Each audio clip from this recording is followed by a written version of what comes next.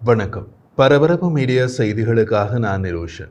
Beirut, Tehran மற்றும் கான் யூனிஸ் ஆகிய இடங்களில் சமீபகால உறுதிப்படுத்தப்பட்ட மற்றும் கூறப்படும் படுகொலைகள் மற்றும் தாக்குதல்களால் இஸ்ரேலுக்கும் ஹெஸ்போல்லாவுக்கும் இடையே மூன்றாவது போரின் வாய்ப்பு குறிப்பிடத்தக்க அளவில் அதிகரித்துள்ளது.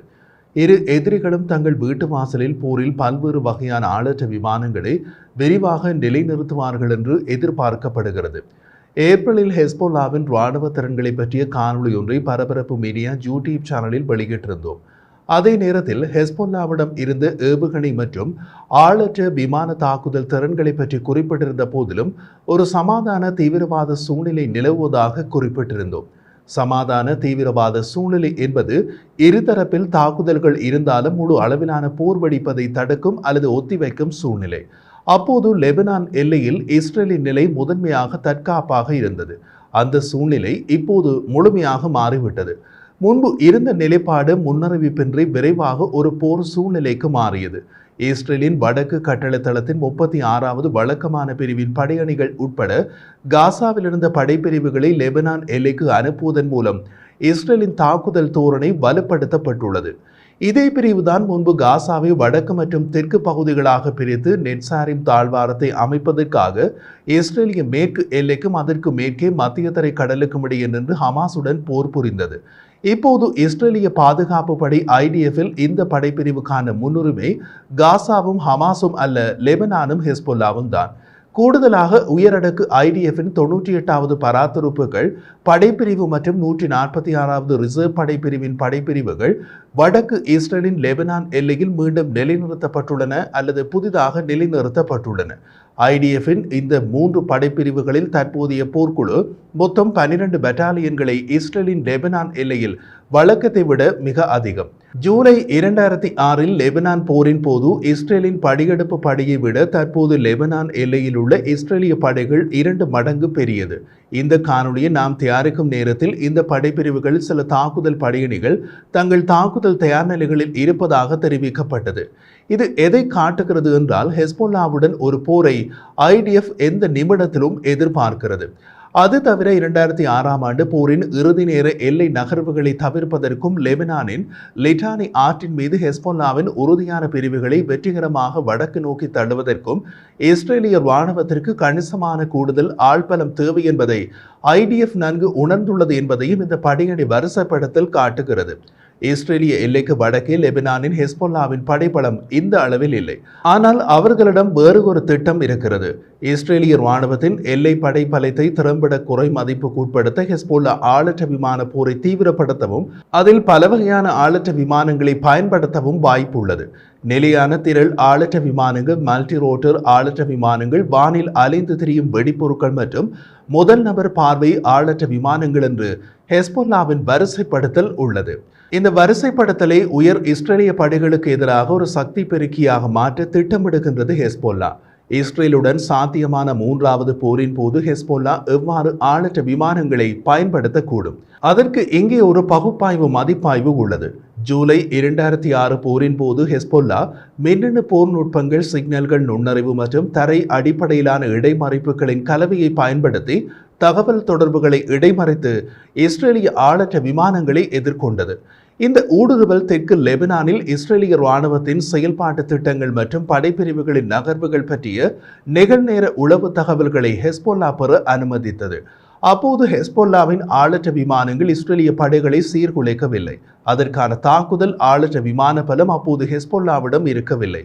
அதற்கு பதிலாக ஹெஸ்போல்லாவின் பிரிவுகள் பறக்கும் உளவாளிகளை உளவு பார்த்தன.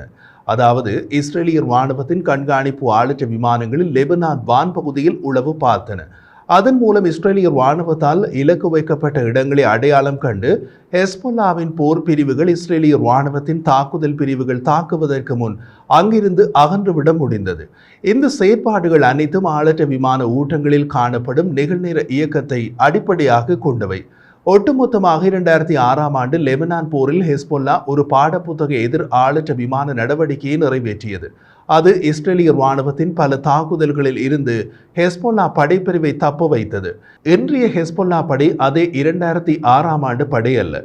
ஹெஸ்போல்லாவின் தற்போதைய இராணுவ திறன்கள் பல சிறிய நாடுகளின் தரைப்படைகளை விடவும் உயர்ந்தவை. ஹெஸ்போல்லாவின் இராணுவ திறன்களில் தரைப்படைகள் இன்னமும் ஆதிக்கம் செலுத்துகின்றன. அவற்றில் பல்வேறு வகையான காலாட்படை, சிறப்பு படைகள், கவசம், பீரங்கி மற்றும் தரை அடிப்படையிலான வான் பாதுகாப்பு ஆகியவை அடங்கும்.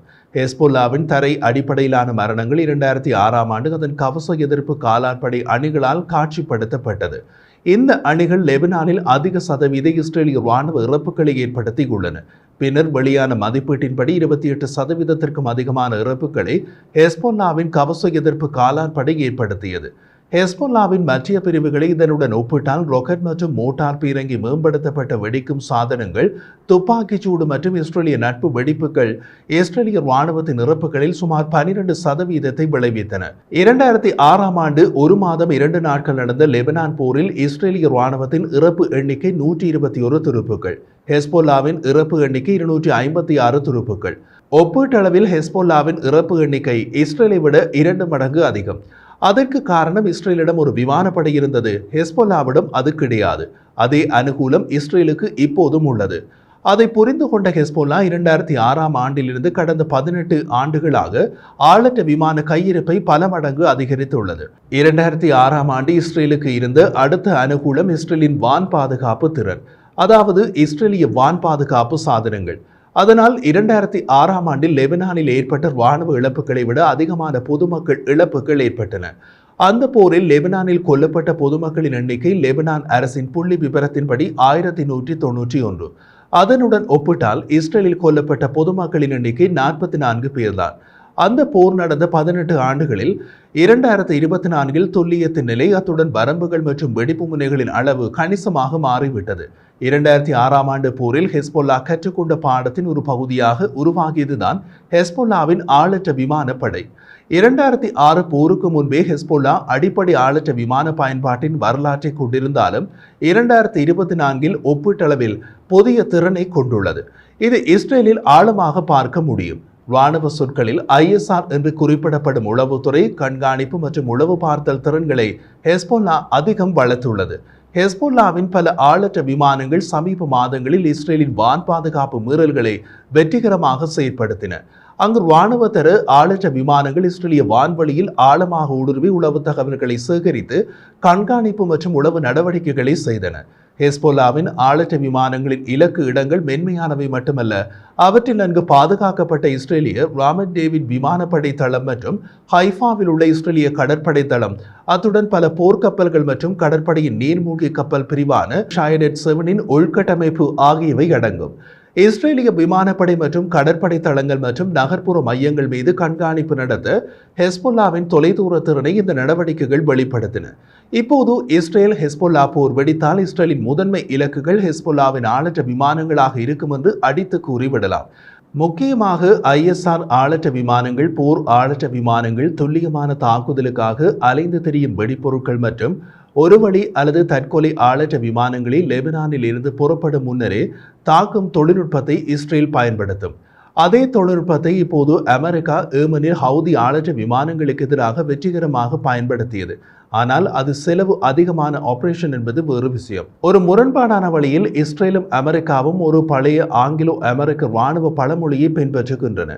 அந்த பழைய ஆங்கிலோ அமெரிக்க பழமொழி என்னவென்றால், இலக்கை காண முடிந்தால் அது தாக்கப்படலாம், தாக்க முடிந்தால் கொல்லப்படலாம். பொதுவாக போர் நடவடிக்கைகளில் ஆளற்ற விமானங்களின் தாக்கங்கள் இன்னமும் இராணுவ மற்றும் பாதுகாப்பு நிபுணர்களிடையே கடுமையாக விவாதிக்கப்படுகின்றன. இருப்பினும் ஹெஸ்போல்லா மற்றும் இஸ்ரேலிய இராணுவத்திற்கு ஆளற்ற விமானங்கள் எதிர்பார்க்கப்படும் மோதலில் குறிப்பிடத்தக்க தந்திரோபாய மற்றும் சாத்தியமான செயல்பாட்டு தாக்கங்களை செலுத்தும். இதுவரை ஆளற்ற விமானங்கள் அவற்றின் வகைகளை பொருட்படுத்தாமல் ஆயுத அமைப்புகளின் மூலோபாய தாக்குதல்களை நடத்தியிருந்தாலும் போரின் முடிவை ஆளற்ற விமானங்கள் தீர்மானிப்பது மிகவும் குறைவு. சில விதிவிலக்குகள் உள்ளன. சமீபகால உதாரணமாக ஆர்மேனியா அசர்பைஜான் போரில் செயல்பாட்டு மட்டத்தில் கூட ஹெஸ்போல்லா தனது ஆளற்ற விமானப்படையை உருவாக்குதல், கட்டமைத்தல் மற்றும் பயன்படுத்துவதில் சவால்களை எதிர்கொள்கிறது. தற்போது 3000 அடிக்கு கீழே வான்மேன்மையை அடைவதற்கு தேவையான பெரிய ஆளற்ற விமான திறன்களை ஹெஸ்போல்லாவால் களமிறக்க முடியாது. எனவே கணிசமான வான் தாக்குதல்களை வழங்க முடியாது. விமானிகளால் இயக்கப்படும் போர் விமானங்களால் அதை வழங்க முடியும். போர் விமானங்கள் இஸ்ரேலிடம் உள்ளன, ஹெஸ்போல்லாவிடம் கிடையாது. ஆளற்ற விமான திறன்களுடன் ஹெஸ்போல்லாவின் அழிவுகரமான அதிர்வெண், இஸ்ரேலின் மேம்பட்ட மின்னணு தாக்குதல் போன்ற சிக்கல்களுடன் போராட வேண்டி இருக்கும். ஹெஸ்பொல்லாவின் போர் செயல்திறன் அதன் டேங்க் எதிர்ப்பு காலாட்படை அணிகள் அல்லது அதன் வழிகாட்டப்படாத ராக்கெட் பீரங்கிகளுடன் ஒப்பிடும்போது ஆளற்ற விமான திரள்கள் மற்றும் அவற்றின் நன்மைகள் உள்ள போதிலும் வான்வெளியில் உயிரிழப்பு அளவுகள் குறைவாகவே இருக்கும். இது சம்பிரதாயமான போரின் ஒரு அடிப்படை விதி. அதனால்தான் உக்ரைன் போர் தொடங்கி பல மாதங்கள் வரை ரஷ்ய விமானப்படை ஆளற்ற விமானங்களுக்கு முன்னுரிமை கொடுக்கவில்லை. முன்னுரிமை விமானிகளால் இயக்கப்படும் போர் விமானங்களுக்கே கொடுக்கப்பட்டது. அதன்பின் ரஷ்யா ஆளற்ற விமானங்களை இயக்கினாலும் அவற்றின் இலக்குகள் வான் பாதுகாப்பற்ற பொதுமக்கள் இலக்குகள் தான். இன்று வரை உக்ரைனின் அதிக சேதங்களை ஏற்படுத்திய வான் தாக்குதல்களை நடத்தும் விமானங்கள் விமானிகளால் இயக்கப்படும் போர் விமானங்கள் தான். தற்போது ஆளற்ற விமானங்கள் ஏற்கனவே ஹெஸ்பொல்லாவுக்கு இஸ்ரேல் மீது முன்னோடியிலான திருட்டுத்தனமான உளவு திறன்களை வழங்கியுள்ளன. இது ஒரு குறிப்பிடத்தக்க முன்னேற்றத்தை பிரதிபலிக்கிறது. 2 தசாப்தங்களுக்கு முன்பு சாத்தியமற்றதாக கருதப்பட்டது. ஆனால் இந்த மோதலிலும் அதற்கு அப்பாலும் ஆளற்ற விமான போரின் பரிணாமம் வெகு தொலைவிலேயே உள்ளது. இஸ்ரேலை நோக்கி ஈரான் ஏவிய 300க்கும் மேற்பட்ட ஏவுகணைகள் மற்றும் ஆளற்ற விமானங்களில் 99% இடைமறித்து சுட்டு வீழ்த்தப்பட்டதை கவனிக்கவும்.